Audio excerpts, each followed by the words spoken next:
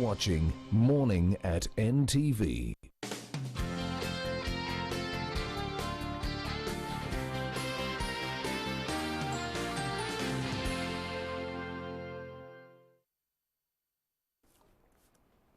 Thank you for staying with us. I'm Romeo Busiku, and this is Morning at NTV.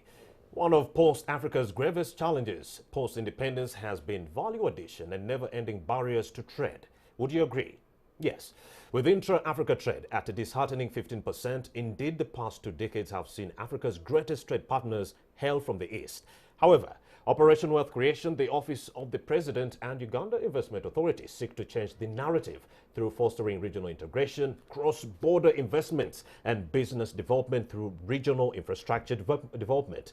Now, for more on the progress, I'm joined by Lieutenant General, that is Lieutenant General Charles Angina, the Deputy Chief Coordinator of the Operation Wealth Creation Initiative. Many thanks for having made the time to speak to us. Pleasure meeting you, Romeo. So I understand the Operation Wealth Creation Initiative was introduced in 2013 and operationalized in 2014. That's correct. Please help us understand the journey so far. Thank you, Romeo, and the viewers. Good morning.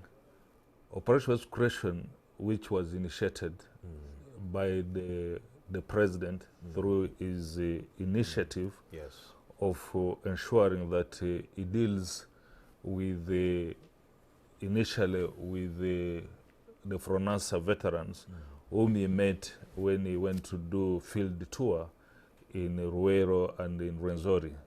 Those surviving veterans were able to tell him that, Your Excellency, you have done very well in many aspects of the development of the country, but the households are having no income, and this is not good. So His Excellency, in his own wisdom, decided to appoint not any other person, but the gallant surviving general of both the Fronasa War and the Liberation War of our country, General Salim Saleh, and our most decorated female general, Nalweso, to engage with 53 senior UPDF officers in the initial pilot initiative targeting these Fronasa veterans.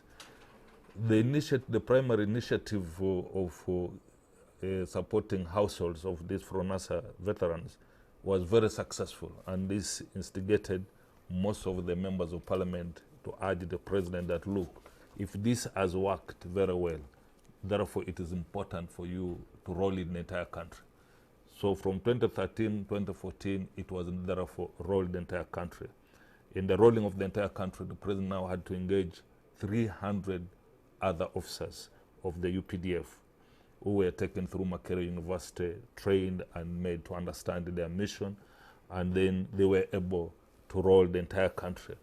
So that particular phase, we call it initiation phase of our operations, because this operation has 4 phases. Phase 1, it entails mobilization, sensitization, and then deployment of UPDFs from constituency level, district as district coordinators, then regional coordinators, and then in all the ministries, departments, and agencies that we think will support this Wealth Creation Initiative, we deploy liaison officers.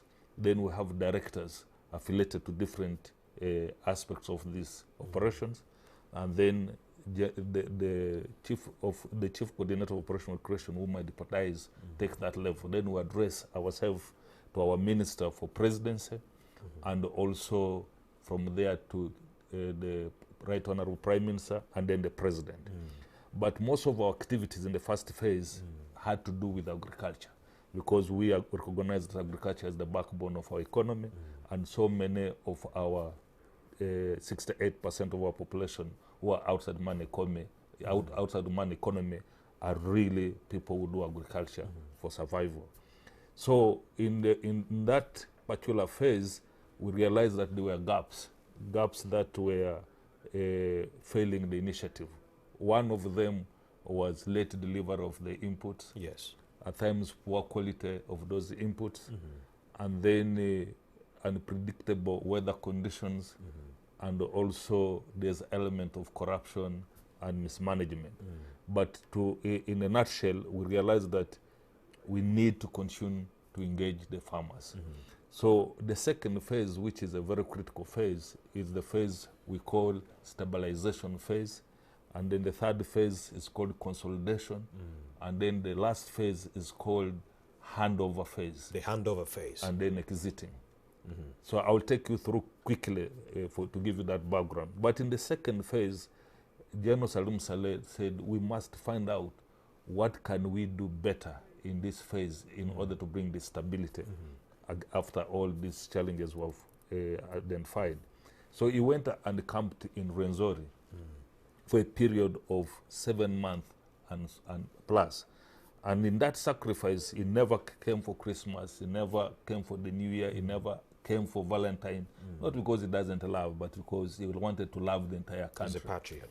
So in that effort, he was able to break the record of engaging different stakeholders and also to identify that we cannot resolve the issue of poverty and household income by agriculture alone. So help us understand exactly what he found out. He found out that some of the people, especially in Rwenzori, in the areas of Kasese, they do not even have a quarter an acre.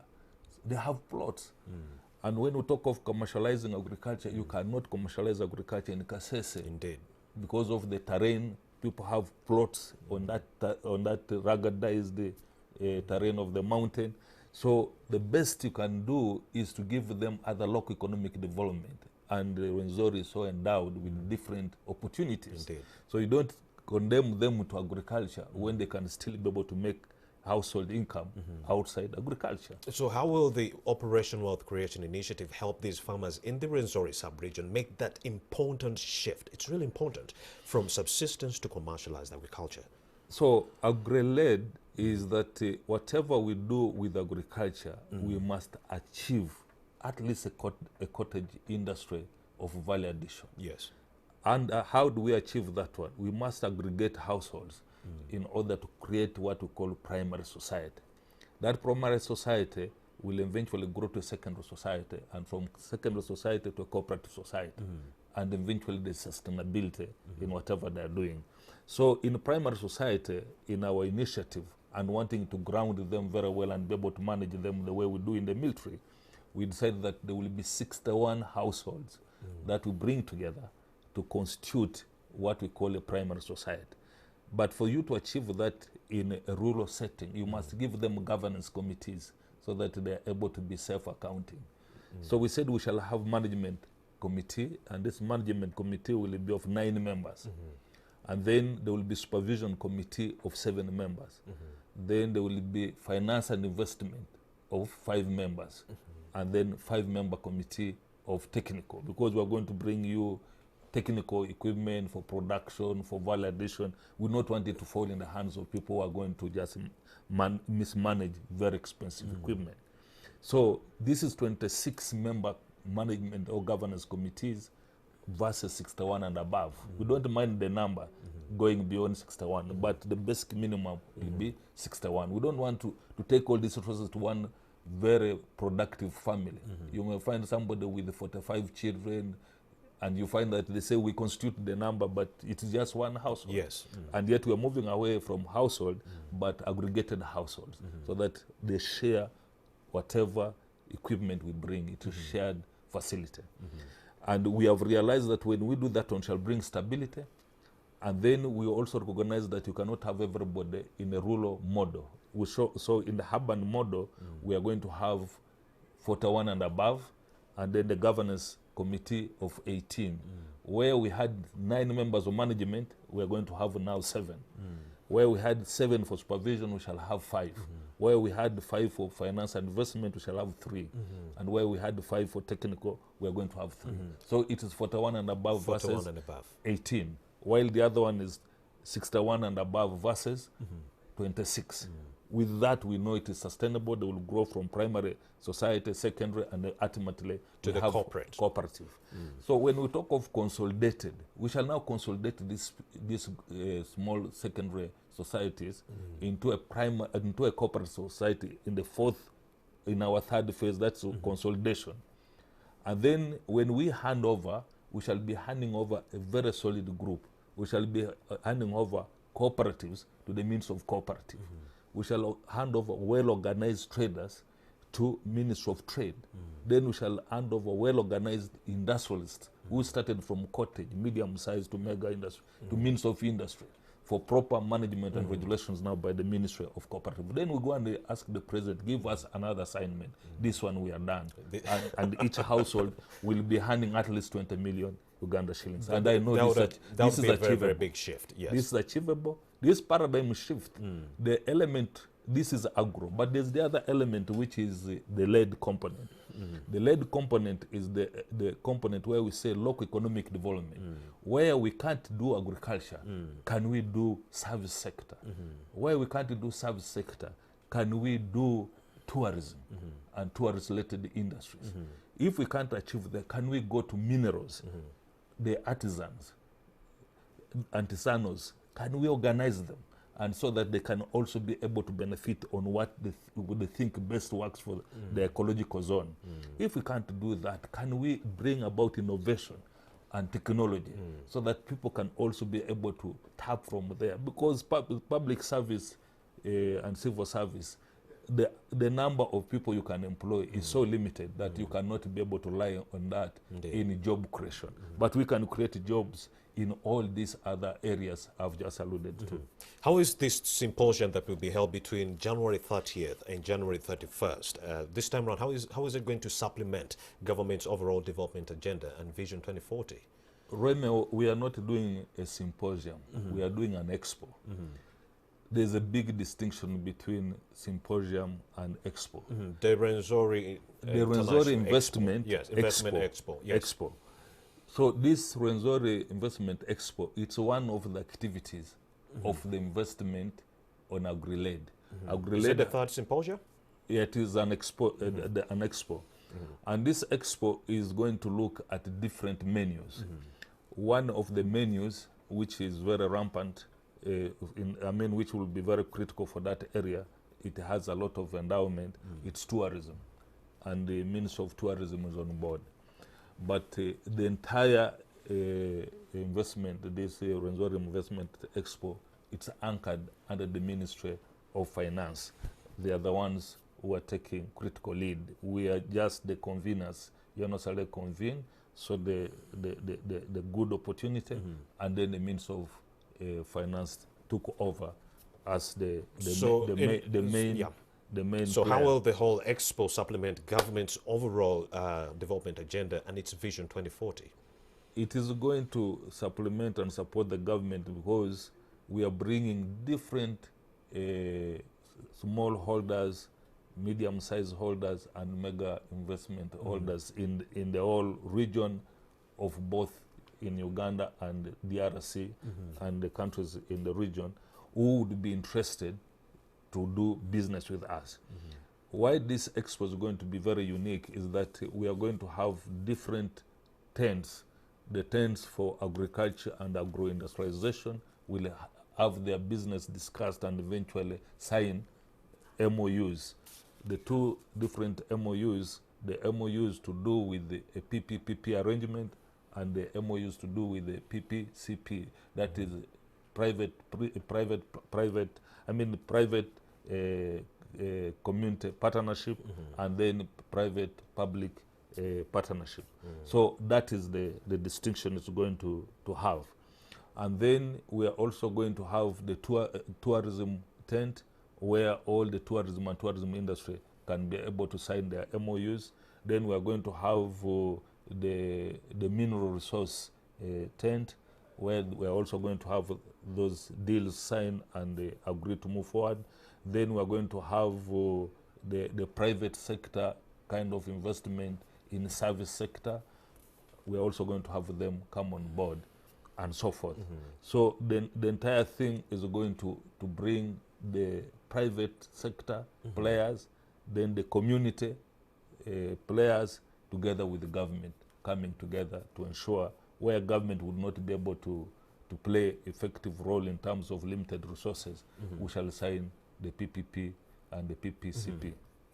Manjia County MP, that is Honorable John Baptist Nambeshe, in the past he came out to say that the Operation Wealth Creation Initiative is not targeting the communities, but rather the suppliers who are benefiting.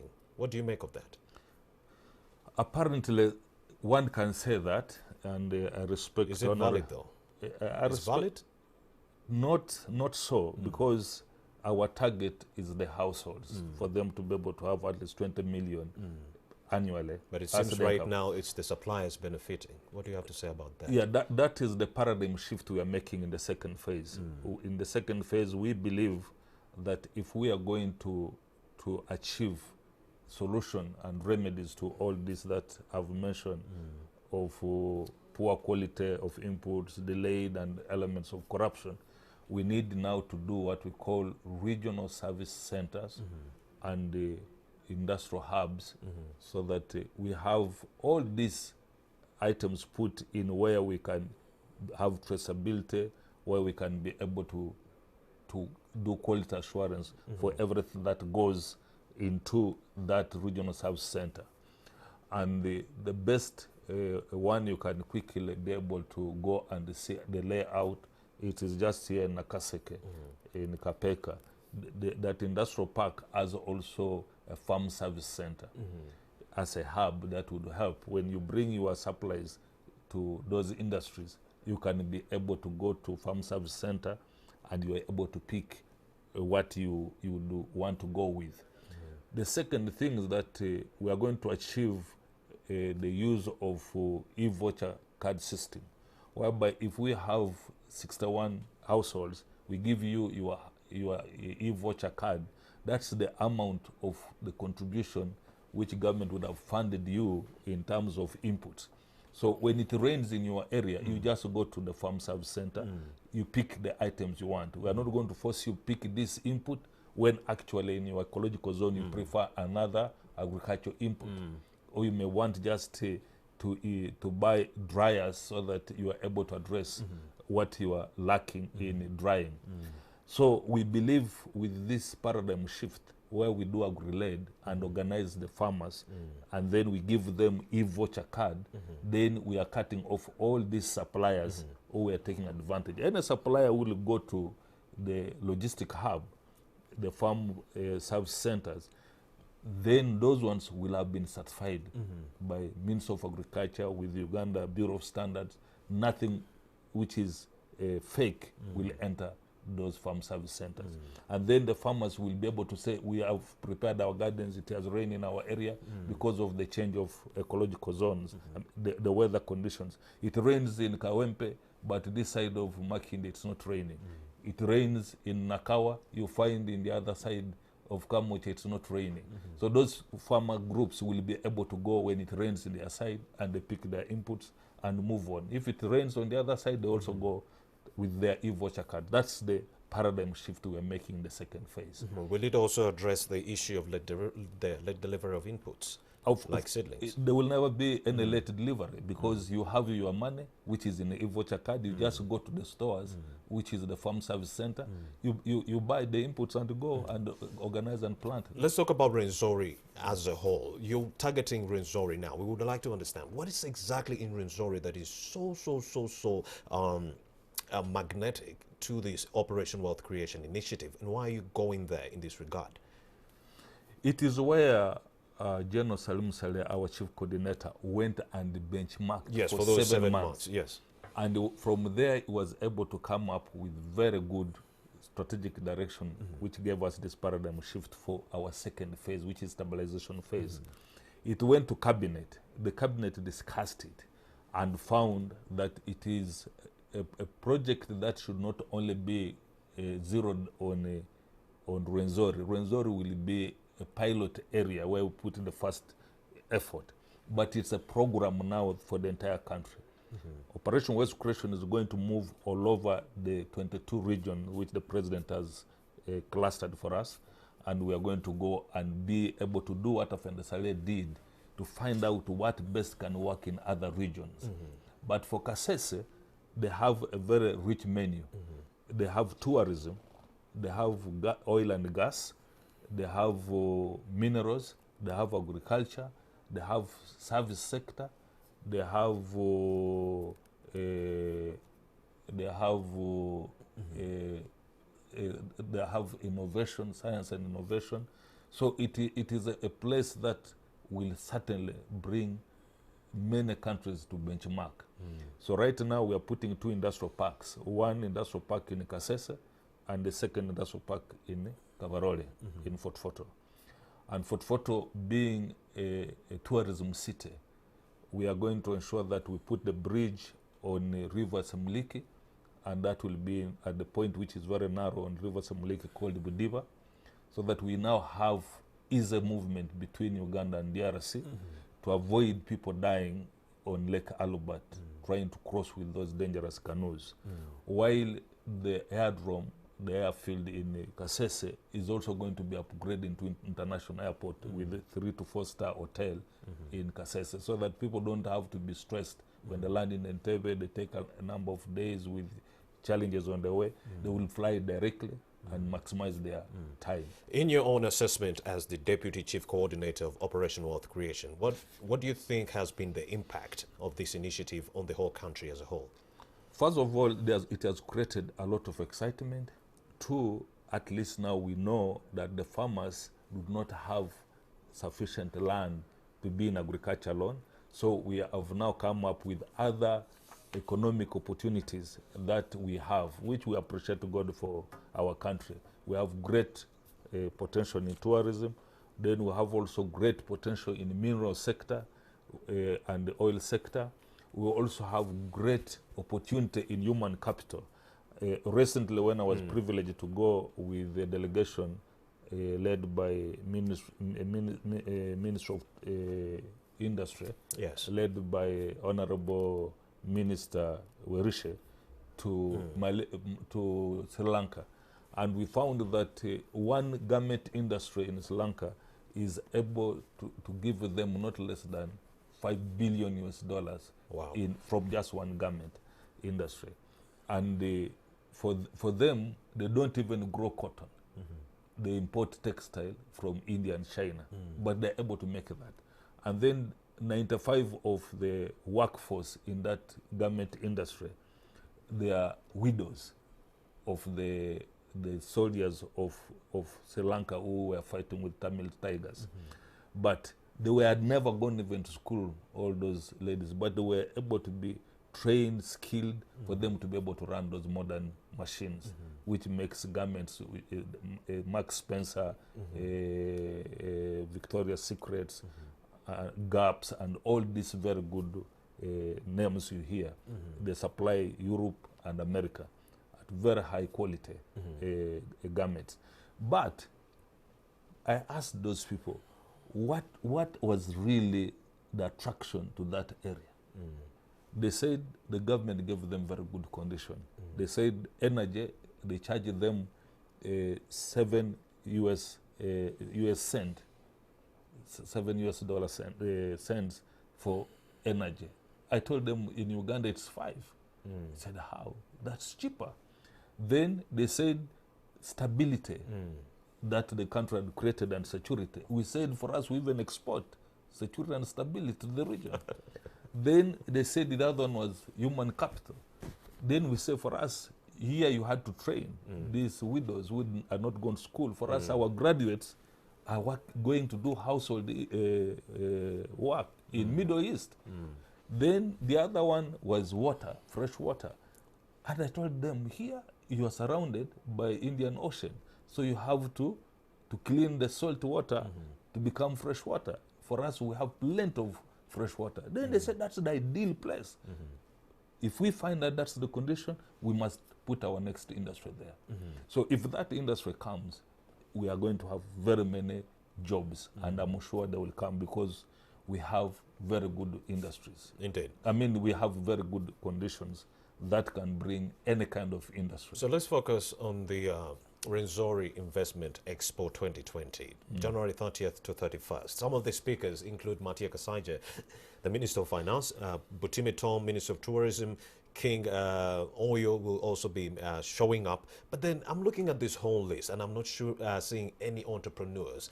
What is the rationale of organizing an investment expo without any business leaders showing up?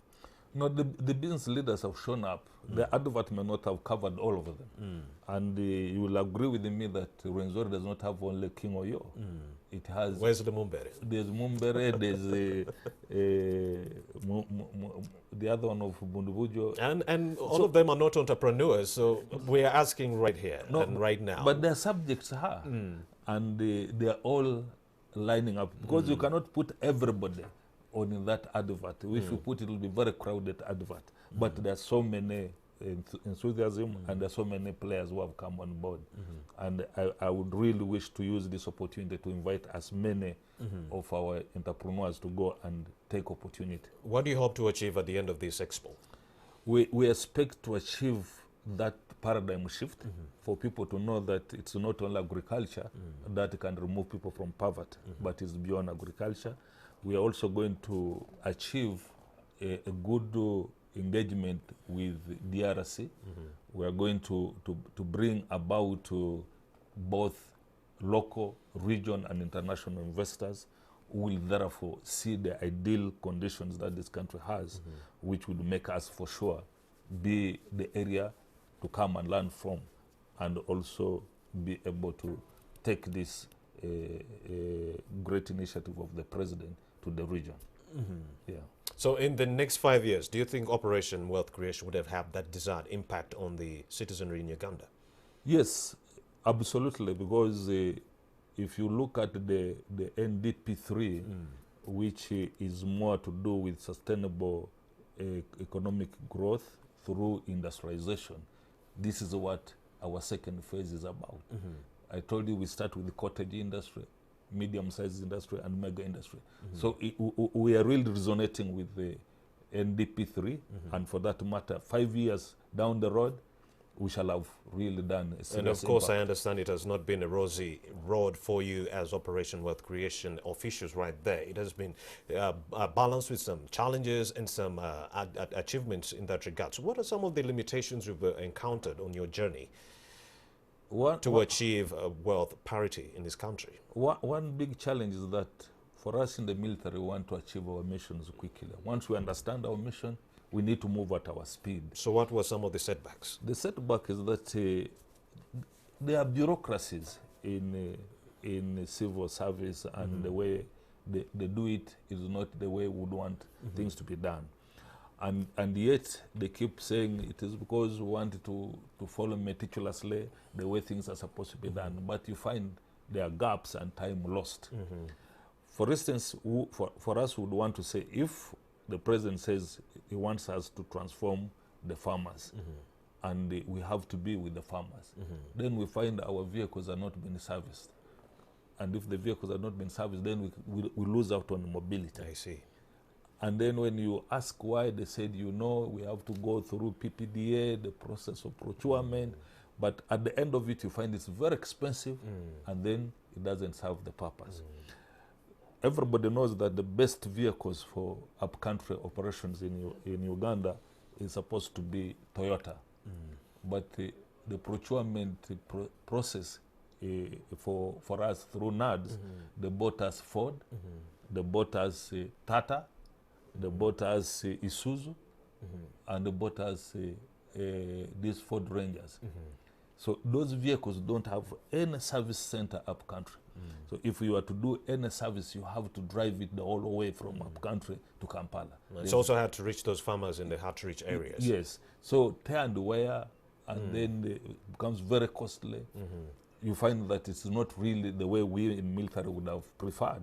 Let's take a look at some solutions, Mr. Angina. In the 1850s, Michigan State University rolled out a number of university professors to go out in the rural areas to educate farmers on how best they can make that shift from subsistence to commercial agriculture. Do you think it's high time we had that conversation where we can switch the role of the army in Operation Wealth Creation with some professors, maybe from Makerere University or from Chambogo University, to get in there and educate the farmers. Because in my opinion, I feel like you've exhausted your role as the army when it comes to dispersing or distributing inputs like seedlings here and there, animals here and there. But then the farmers right now need some kind of ideas on how best education, yes, education. How best can we educate our farmers to make that switch from subsistence to commercial agriculture? Can we bring in the professors? We work with the professors. We have Dr. Ngovi, who is part of our WC. We have Professor Isali, who works with us.